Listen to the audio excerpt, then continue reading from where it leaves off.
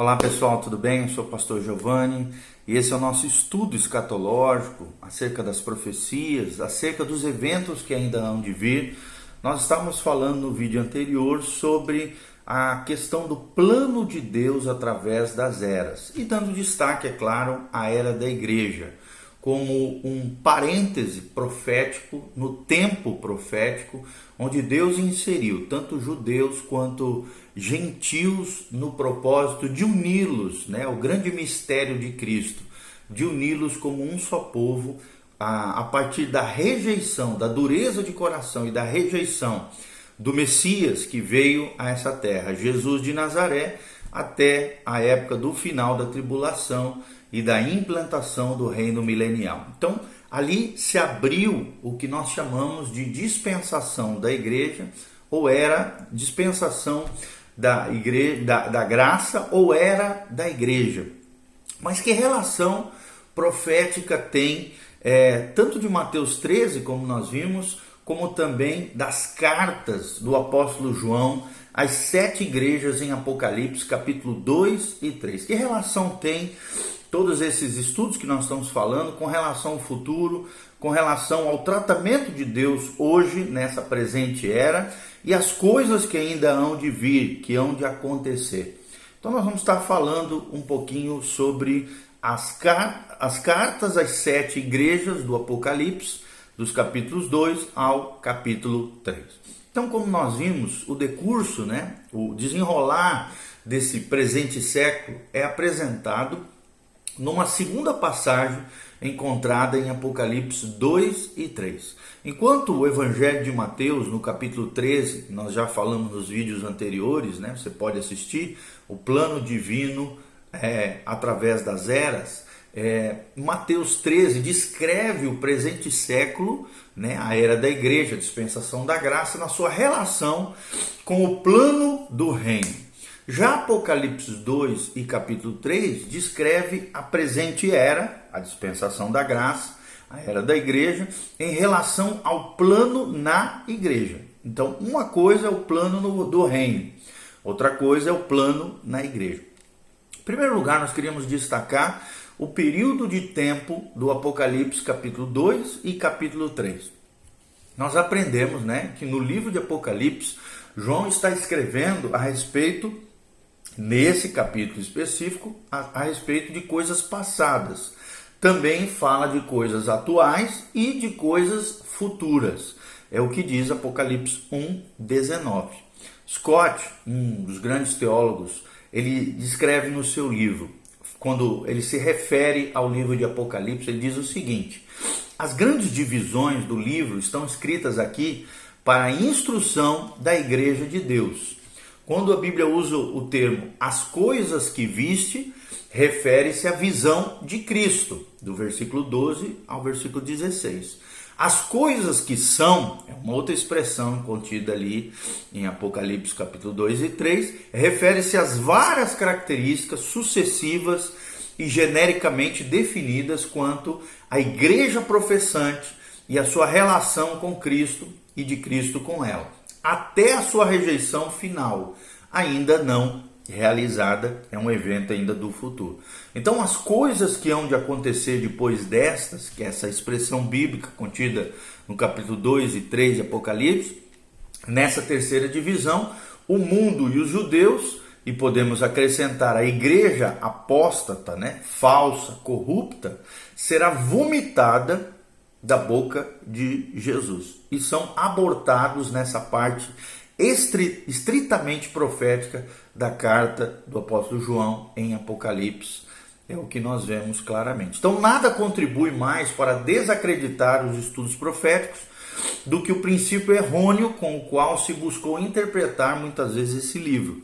Aqui está a chave da sua interpretação, pendurada junto da porta.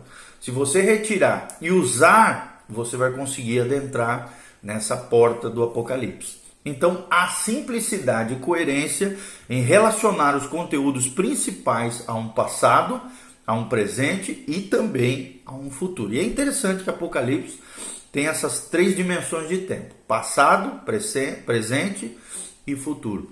É o que nos afirma Walter Scott, na sua grande obra Exposition of the Revelation, na página 50, ou então, traduzindo em português, Exposição da Revelação, ou do Apocalipse, né, traduzindo para o português. Então parece evidente que ao escrever as 7 igrejas, João estava retratando a presente era, a era da igreja, a dispensação da graça, desde a criação da igreja até lá em Atos 2, né, até o julgamento da igreja apóstata antes do segundo advento de Cristo. Então, assim, o período de tempo descrito por esses capítulos 2 e 3 de Apocalipse compara-se essencialmente ao período também descrito profeticamente de Mateus 13, aquelas 7 parábolas que nós já mencionamos ela nesse vídeo que eu falei para vocês, o plano divino para as eras. São 7 vídeos que falam somente sobre esse plano de Deus através das eras, dando ênfase no capítulo 13 de Mateus. Qual era o propósito das 7 cartas? Talvez é uma pergunta que surge e é o que nós queremos relatar agora. Primeiro, o propósito ele é tríplice para a composição dessas 7 cartas de Apocalipse capítulo 2 e 3 e pode ser indicado claramente através das Escrituras. Em primeiro lugar, João está escrevendo as 7 congregações locais para suprir essas congregações das necessidades de cada uma dessas assembleias, dessas comunidades. J. Pember dizia o seguinte: não há dúvida de que essas cartas são dirigidas às comunidades a quais elas foram escritas e lidam também com circunstâncias reais daquela época. Agora eu falando aqui, haveria então uma aplicação histórica direta do que está registrado aqui a cada uma dessas 7 igrejas, né? Segundo lugar, essas cartas revelariam também os vários tipos de indivíduos e assembleias ou comunidades por toda a era, né? É o que muitos creem, que também, além de serem comunidades locais, o segundo significado das cartas do Apocalipse capítulo 2 e 3 são que representam igrejas na história, né? Ou seja, comunidades cristãs ao longo da história da igreja. Um outro teólogo afirma isso que nós estamos falando, né? Sayce, Joseph Sayce, na sua obra Lectures on the Apocalypse, ele fala no seu primeiro tomo acerca disso, Joseph Sayce. Ele diz o seguinte: as 7 igrejas representam 7 variedades de crente, tanto verdadeiros como falsos. Todo cristão nominal é um efésio nas suas qualidades religiosas, um esmirneu, um pergamita, um tiatirense, um sárdico, um filadelfo e um laodicense. É desses 7 tipos de crentes ou de igrejas ao longo da história que toda a igreja é composta. Ou seja, afirma Sayce, né, esse teólogo, que toda a comunidade de cristãos nominais tem um pouco de cada uma dessas variadas classes que compõem o cristianismo em geral. Existem papistas protestantes e protestantes papísticos, sectários, antissectários, partidistas, que não são separatistas, santos em meio a abandono, a apostasia crescente, pecadores no meio da fé mais sincera e da fé ativa. Nós vemos luz nas trevas e trevas nas luz. Então, o encontro às 7 igrejas em toda a igreja dá àquelas epístolas um meio direto de aplicação da maior solenidade e importância para nós hoje, bem como também os cristãos nominais de todas as épocas e de todas as eras dentro da história da igreja e desse período chamado dispensação da graça, né, ou era da igreja. É o que afirma Joseph Sayce na sua obra, repetindo, Lectures on the Apocalypse. J. Pember já diz o seguinte, presta atenção no que fala Pember. Ele diz assim: quando consideradas como um todo, né, essas cartas de Apocalipse exibem cada fase também da sociedade cristã, que sempre será encontrada nas várias partes do reino cristão, e assim capacitaram o Senhor a dar conforto, conselho, exortação, aviso e ameaça, dos quais algo poderia aplicar-se a qualquer circunstância possível de seu povo até o fim desta era. É o que fala Pember na sua obra, tá bom? Logo então, agora eu falando aqui, haveria uma aplicação espiritual além de uma interpretação histórica.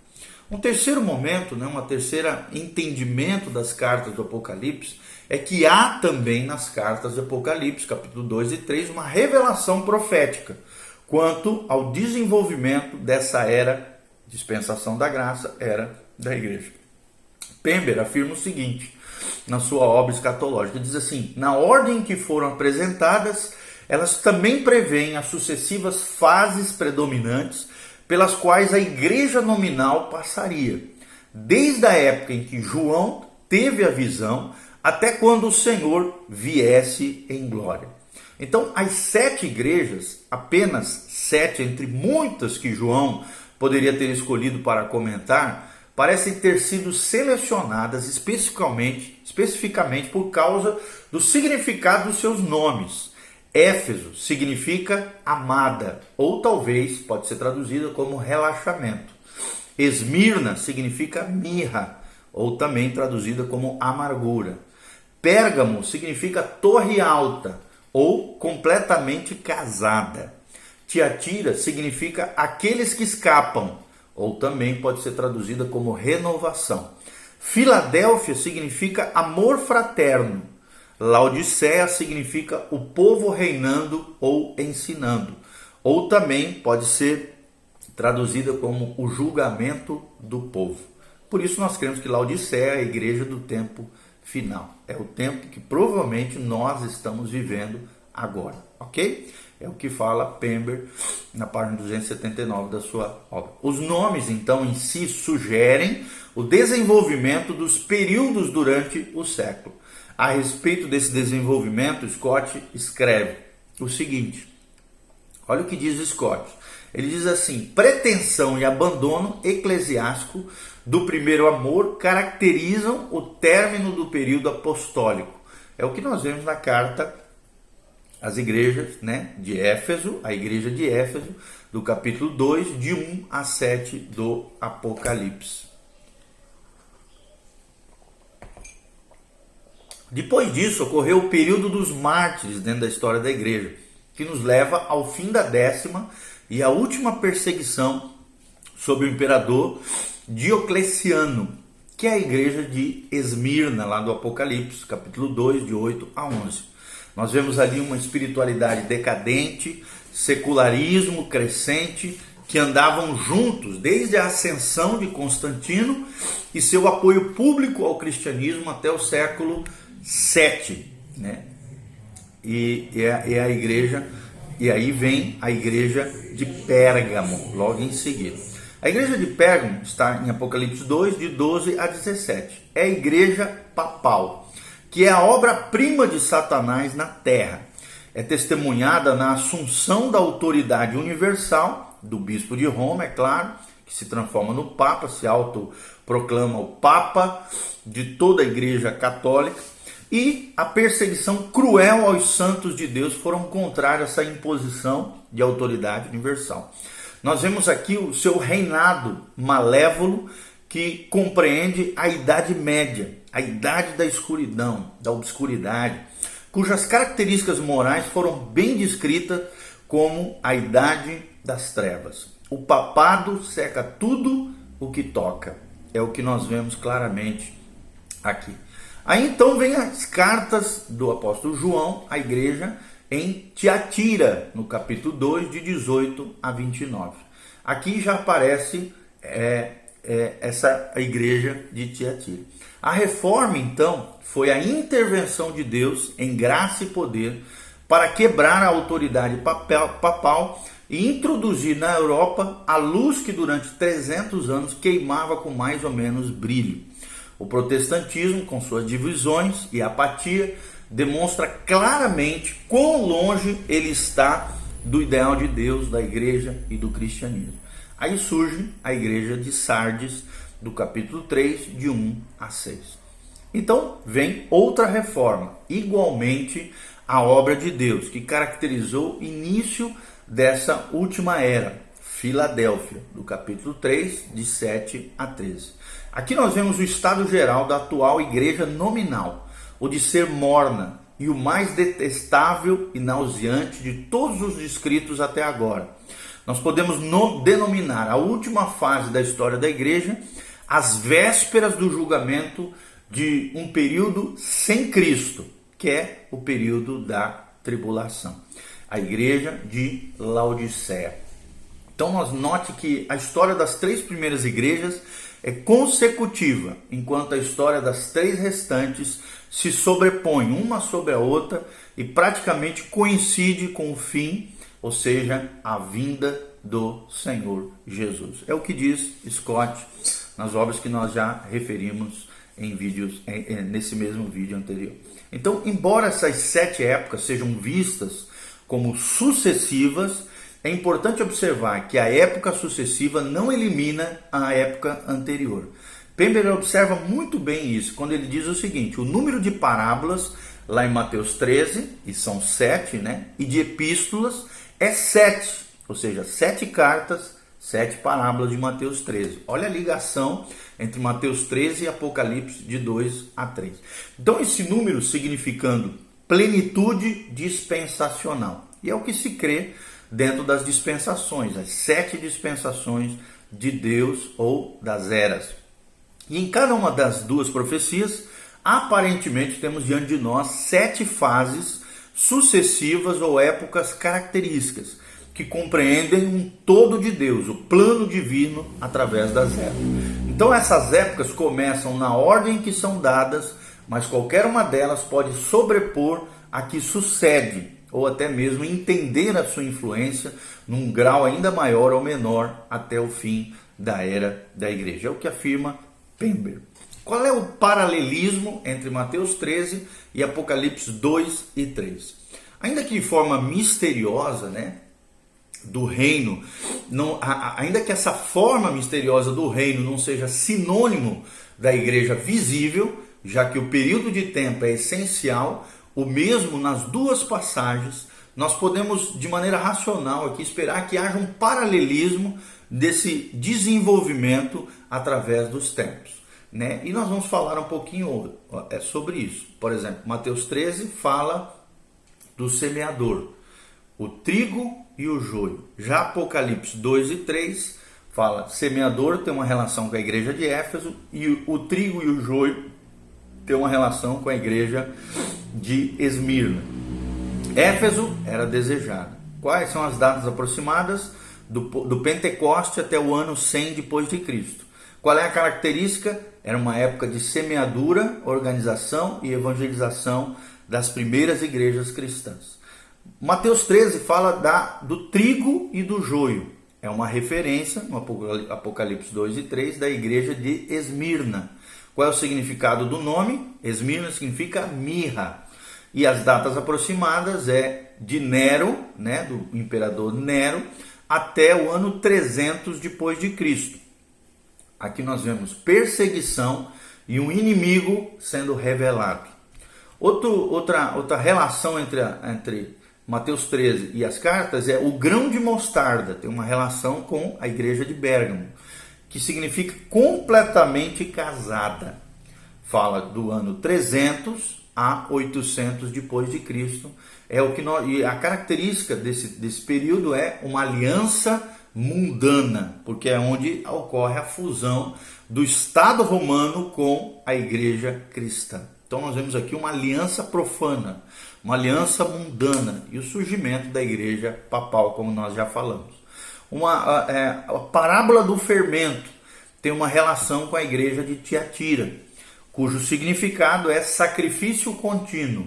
O período de tempo é de 800 a 1517, né? Ou seja, do ano 800, a grande fusão aqui da igreja, final, né, da era papal aqui, da era papal não, do cisma da igreja, entre a igreja ortodoxa e a igreja católica, e também o início da reforma protestante, ano 800 a 1517, com as 95 teses de Martim Lutero. Aqui, quais são as características desse período de tempo da igreja de Tiatira? Haveria um grande crescimento externo, mas haveria também um domínio papal, uma corrupção moral e doutrinária, e também uma profissão de fé vazia. É o que nós vemos como característica da igreja de Tiatira e também do fermento, né, da parábola do fermento. Tesouro escondido. Tem relação, né, a parábola do tesouro escondido tem relação com quem? Com a igreja de Sardes. Significa, né, Sardes significa aqueles que escapam. Ou seja, é uma referência à reforma protestante, que inicia um novo crescimento da igreja estatal. Então nós vemos um crescimento tanto da igreja estatal quanto da igreja protestante. Depois surge a parábola da pérola, que tem paralelismo, né, relação com a igreja da Filadélfia, que significa o amor fraternal, é o significado da palavra Filadélfia. E qual é o tempo? Os últimos dias que nós estamos vivendo. Nós vemos que é uma igreja verdadeira, é a igreja verdadeira dos últimos dias.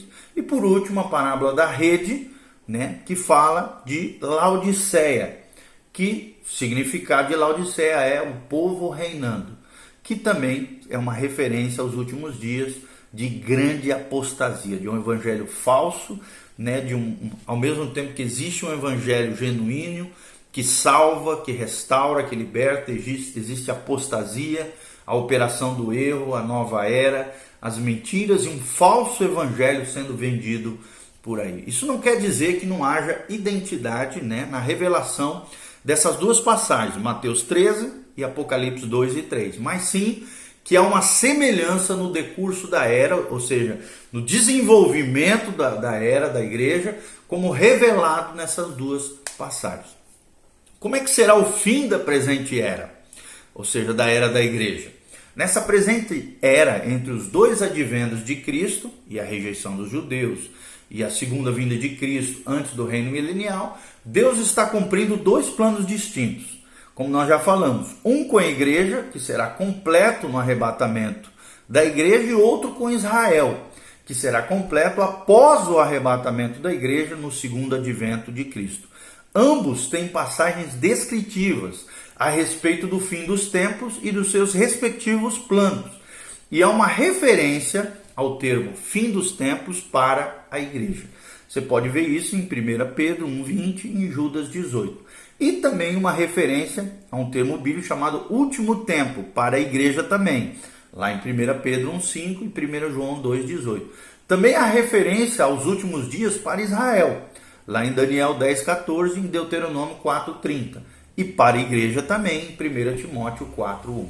Então as escrituras referem-se aos últimos dias, tanto para Israel, Isaías 2,2, Miqueias 4,1, Atos 2,17, como também para a igreja, 2 Timóteo 3,1, Hebreus 1,2. Existe ainda uma referência ao último dia de Israel, né, lá em João 6,39, versículo 40, versículo 44, 54, fazem essas referências, embora o uso da palavra dia possa referir-se também a um plano e não a um período também. Então, nessas observações é importante perceber que as referências a qualquer período devem ser relacionadas ao plano do qual ele é parte. Quando usado em referência ao plano de Israel, não pode referir-se ao plano da igreja. São dois planos distintos. Schaeffer descreve muito bem isso. Ele diz assim: devemos diferenciar os últimos dias de Israel, que são os dias de sua glória no reino na terra, está lá em Isaías 2, de 1 a 5, dos últimos dias da igreja, que são os dias de mal e de apostasia, de 2 Timóteo 3, de 1 a 5. Da mesma forma, devemos fazer distinção entre os últimos dias de Israel e da igreja, como o último dia, como relacionado à igreja é o dia da ressurreição daqueles que morreram em Cristo, conforme nos ensina João 6, 39, 40, 44 e 54, é o que nos afirma Schaeffer na sua obra, que nós já falamos, Teologia Sistemática. Então deve ser feita distinção cuidadosa, caso contrário, alguém atribuirá à igreja o que constitui acontecimentos finais ao povo de Israel, ou vice-versa. Então, nesse presente exame que nós falamos através de todas essas informações, a atenção não é direcionada apenas aos acontecimentos relacionados ao final da era, com referência a Israel. Isso será muito mais examinado, né, através de colocações, de informações que nós vamos estar trazendo aqui, dessas profecias que acontecem, né, após o arrebatamento da igreja e antes do segundo advento ou vinda de Cristo. Então, a atenção é direcionada aos acontecimentos ligados ao fim do século em relação ao plano de Deus para toda a igreja.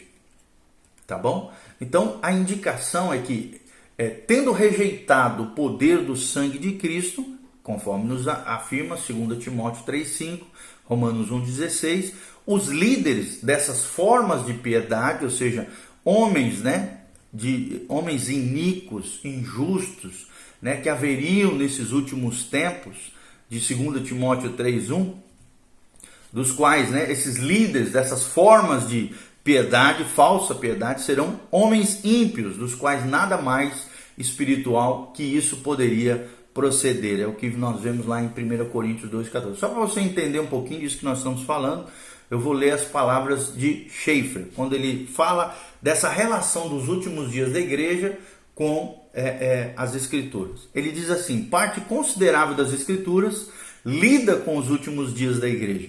Refere-se a um tempo restrito no final da presente era, diz Schaeffer, mas completamente inserido nela. Embora esse breve período anteceda imediatamente a grande tribulação, até certo ponto seja uma preparação para ela. Esses dois períodos de apostasia e de confusão, apesar de incomparáveis na história, são totalmente separadas um do outro. As passagens que lidam com os últimos dias para a igreja não fazem nenhuma consideração às condições políticas e mundiais, mas estão confinadas à própria igreja em si. Essas passagens retratam homens que deixaram a fé, conforme 1 Timóteo 4, 1 e 2. Haverá também uma manifestação de características próprias de homens injustos, apesar de estarem sob a profissão de uma forma de piedade. 2 Timóteo 3, 1 a 5. E a indicação é que, tendo rejeitado o poder do sangue de Cristo, como nós já falamos em 2 Timóteo 3, 5, Romanos 1, 16, 1 Coríntios 1, 23 e 2 Timóteo 4, 2 a 4, os líderes dessa forma de piedade serão homens ímpios, dos quais nada mais espiritual que isso poderia proceder. Você pode conferir na primeira carta de Paulo aos Coríntios, capítulo 2, 14. A seguir, então, nós vamos ter uma lista parcial das passagens que apresentam a verdade com relação aos últimos dias da igreja. 1 Timóteo 4, de 1 a 3, faz essa referência. 2 Timóteo 3, de 1 a 5.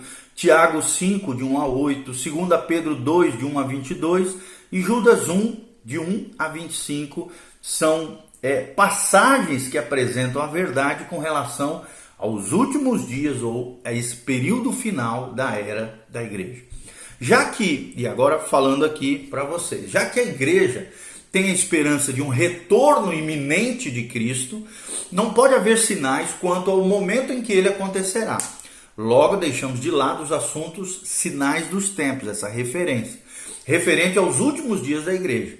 Porém, com base nas passagens citadas anteriormente, nós já mencionamos para vocês, certas revelações relacionadas às condições dentro da igreja nominal, no final da presente era, a era da igreja, tais condições giram em torno de um sistema de negações.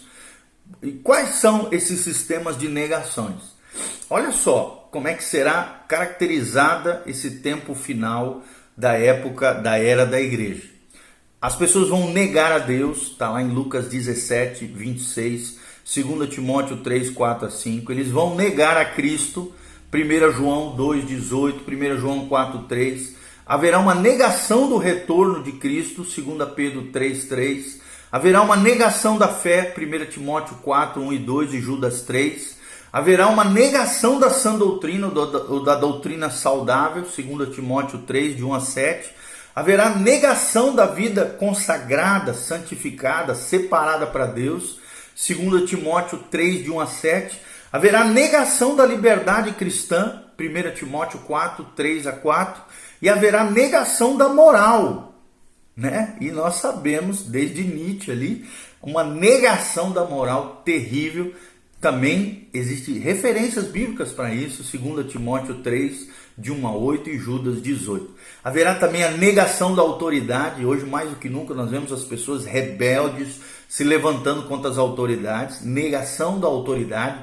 2 Timóteo 3, 4 é o que fala de D.H. Pritchard, na sua obra The Last Days, ou Os Últimos Dias, página 51 a página 58. Então, essa condição no fim dos séculos, no final da era da igreja, coincide com o estado da igreja de Laodiceia, a porta da qual Cristo precisa colocar-se para buscar entrada.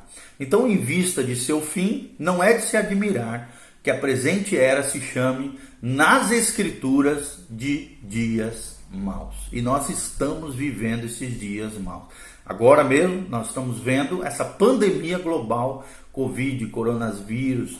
Então nós vemos realmente, nós estamos diante do palco profético, onde nós cremos que estamos vivendo o tempo final, o juízo eminente de Deus contra a humanidade. Por isso, querido, Jesus está voltando.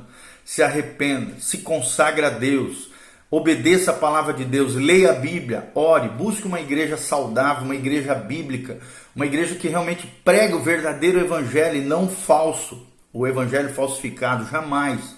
Procure uma liderança espiritual bíblica, coerente, correta, honesta, e coloque-se debaixo dessa liderança, dessa comunidade de fé, da igreja local, onde você possa crescer, florescer e se desenvolver como discípulo de Jesus, porque Jesus está voltando. Maranata, vem, Senhor Jesus. Que Deus te abençoe, que Deus derrame ricas bênçãos sobre a tua vida. Lembre-se, as cartas do Apocalipse revelam os períodos de tempo e tem relação com Mateus 13. E são períodos proféticos da qual Deus está preparando uma noiva, a igreja adornada para si, para levar com glória, nesse dia glorioso que é o arrebatamento da igreja, descrito lá em 1 Coríntios 15, ao abrir e fechar de olhos, ao soar da última trombeta, nós, os que estivermos vivos, seremos transladados, arrebatados, e nos encontraremos com Jesus nos ares. Maranata, ora vem, Senhor Jesus. Prepara-te para encontrares com Deus. Conserte a tua vida em nome de Jesus, e que Deus te abençoe. Louvado seja o nome do Senhor. Dê um joinha, faça seus comentários, que Deus te abençoe. Compartilhe esse vídeo com outras pessoas e siga o nosso canal PR Giovanni, em nome de Jesus. Amém. Aí embaixo tem um link com todas as informações nossas, se você quiser ofertar na nossa